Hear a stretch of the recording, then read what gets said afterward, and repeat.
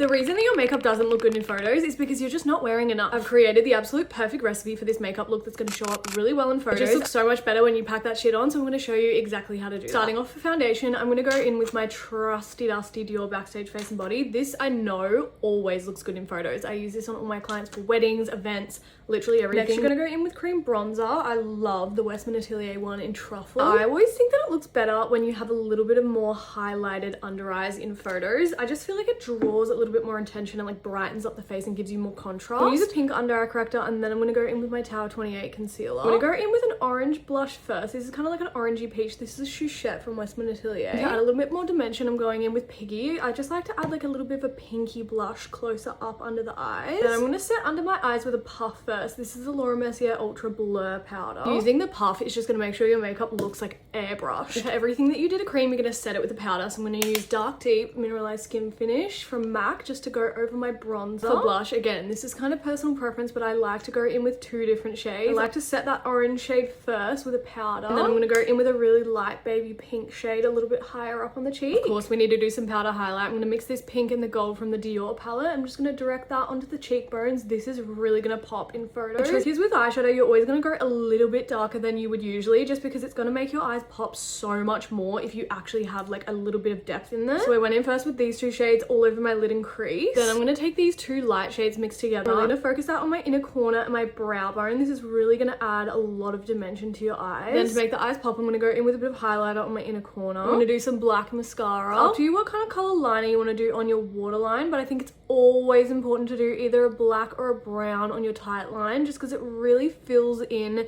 your lashes and makes it look a lot more full. You can always add a black or a brown to your waterline, but I'm going to add a cream shade just because I feel like sometimes when I do black or brown on my waterline, it closes my eyes quite a lot. I'm going to do a little brown wing just with my brown liquid liner and add on some little outer corner lashes. I feel like for me, this makes a huge difference in photos because it really draws attention to your eyes. I'm going to set my face. For my lips, I'm going to start with a cool tone shade. I'm going to use Makeup Forever Endless Cacao. Blending that out, it kind of just creates like a bit of a lip contour for underneath your next lip liner. Then I'm going to go in with Morphine Makeup Tool, topping it all off with MCO Beauty Ube Lip Gloss. To finish everything off, I'm going to go in with a little bit of cream highlight. This is Westman Atelier Parlor. This is just going to bring so much life back into your skin. And that's the final look. I'm going to insert here some photos that I took of this look just so you can see how well it photographs.